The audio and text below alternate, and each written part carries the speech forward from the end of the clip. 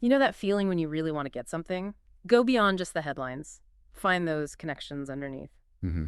Well, that's what we're doing here today. We're taking a close look at a really interesting set of personal reflections. Yeah, they weave together some pretty big themes. Exactly. Things like tradition, power, and our connection to the natural world. Really fundamental stuff.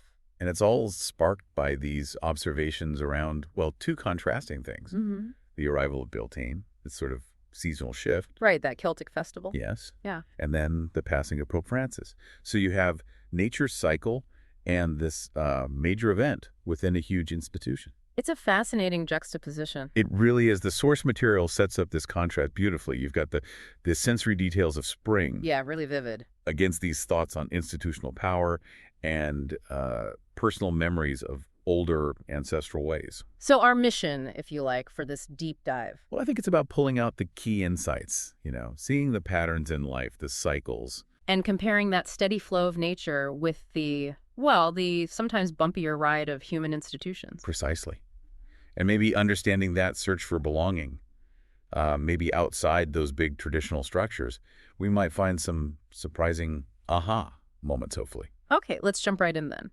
The author starts with this incredibly vivid picture of spring arriving. Mm-hmm. The sounds. Yeah, the frog songs, seeing baby hares, the hawk circling, the owl coming back. Sun-drunk lizards, busy squirrels, it's all there. It's just this explosion of life, isn't it? And the point made is that it's totally organic.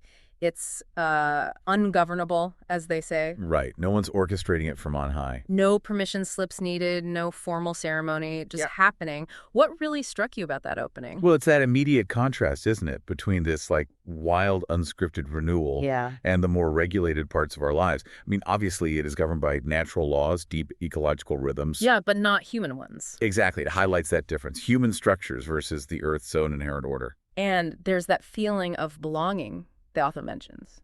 Being part of it. Yeah, belonging to it, not just, watching from the sidelines. It feels very direct, that connection. Doesn't seem to need a mediator. Absolutely. Like the earth itself is making the announcement. Bealltainn is here. You feel it, you see it, you hear it. Then, bang, the focus shifts. Pope Francis is passing. And the whole feeling changes, doesn't it? It really does. It becomes much quieter, more subdued. Yeah. The reflection isn't so much on the man, but on the institution carrying on. It's continuity. Right. And that brings up that really difficult question the author raises about the church's power over centuries. Especially linking it to the timing, the Armenian Genocide Remembrance Day. Yeah, that's a powerful connection to make. It brings up the responsibility of these long-standing institutions, The author notes Francis did name the Armenian Genocide. Which was significant, yeah. But it's placed in this bigger context, right? Mm-hmm. What previous popes knew about horrors like that, and, well, the question hangs there, was enough done? Mm-hmm.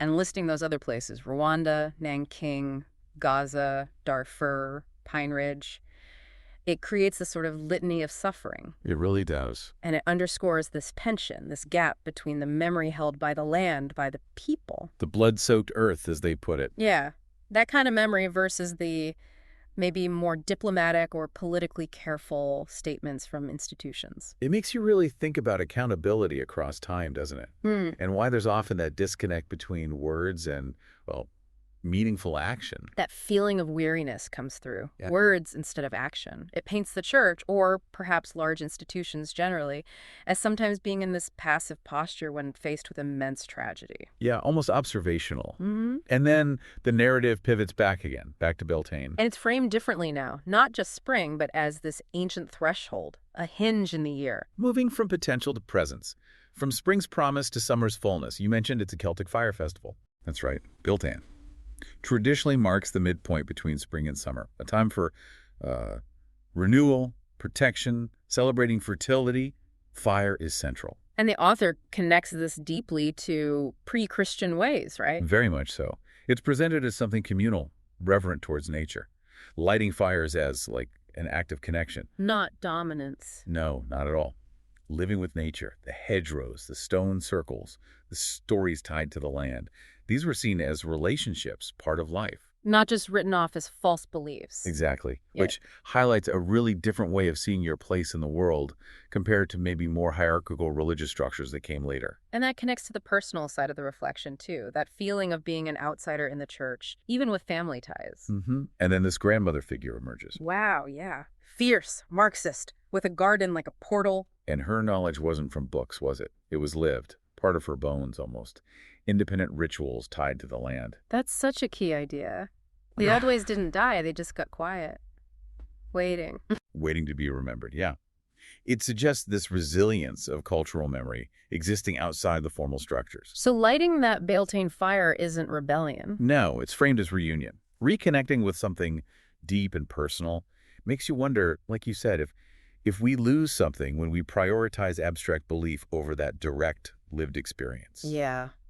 That grandmother figure is powerful, a link to something else. A different kind of belonging, maybe, rooted in the earth and personal practice. Then the story takes another turn, quite unexpected. The Masonic Lodge invitation. Right, and this feeling of resonance there, things clicking, especially for a Gestalt processing mind. Yeah, seeing the whole picture, the connections, it just made sense to the author on some level. But that understanding, that connection, was then challenged. The Catholic Church, under Benedict XVI, reasserted that incompatibility with Freemasonry, after a period where it seemed, well, quieter, tolerated maybe. And the impact of that. Apparently quite significant, especially for some communities. The author mentions Filipino Masons, where Catholicism and Freemasonry were really intertwined culturally. Wow, so it forced a choice. Yeah. About identity. It sounds like it, a really difficult choice. For the author, though, this excommunication, it wasn't just out of the blue. No, it kind of echoed that earlier feeling, right, of not quite fitting in the church, even before identifying as trans. Exactly. It became a clarification, like, okay, this welcome is conditional. Compared to? Compared to the unconditional belonging found in nature, in those cycles we talked about earlier. That is such a powerful contrast. Conditional welcome versus just being part of the natural world. And that leads right into the next point, doesn't it? The earth just keeps going. Totally. Independent. Indifferent almost to human power structures, religious debates, successions. The poppies bloom when they bloom. Swallows return. Deer calve.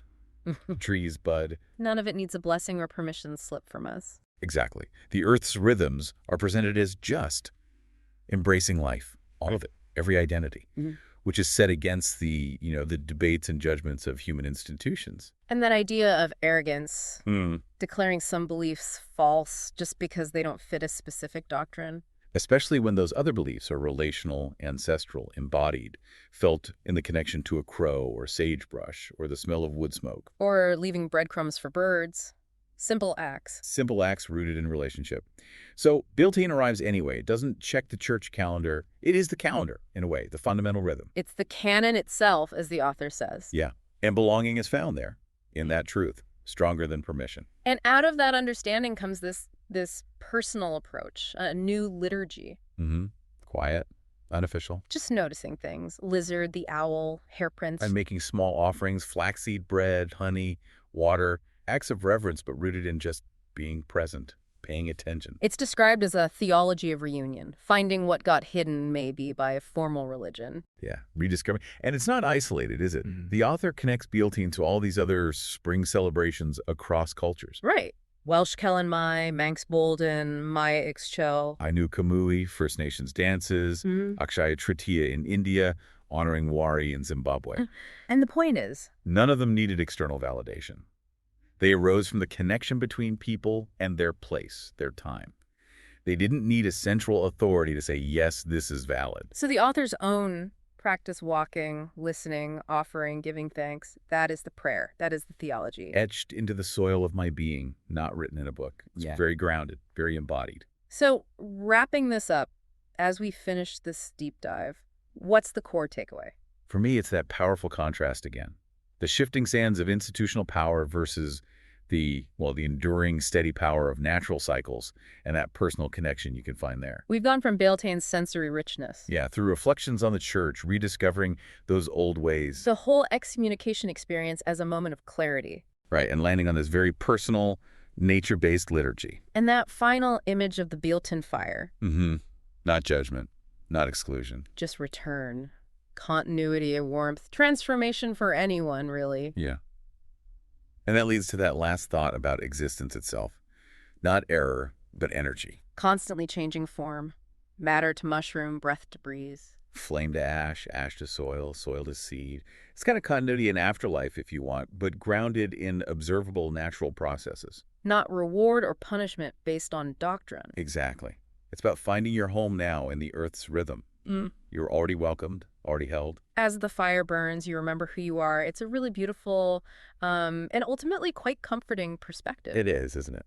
So, for you listening, maybe something to think about. Where do you find that sense of unconditional belonging? What are your own quiet rituals? Those small things. Those small personal acts that connect you back to the rhythms of life humming along all around us? Something to maybe just mull over today.